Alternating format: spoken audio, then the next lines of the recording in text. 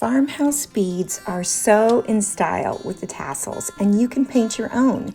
You just need some of this retarding medium to go with your acrylic paint. You can find it right by the acrylic paint in the craft aisle at your favorite craft store.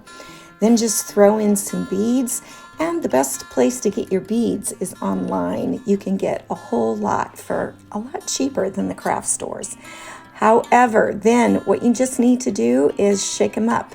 I use a bowl and a plate, then that way I can smooth them around once they are coated in the paint a little bit further out on the plate.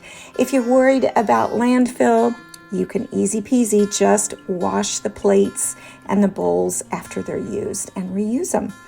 I sometimes use a hairdryer to speed up the drying process, but really you just have to give them a swish every once in a while so they're not sticking to the plate. And then you're ready to go. So figure out the colors you want and get to painting some fun wooden beads so you can make your own farmhouse beaded tassels for every holiday. Hope you enjoyed.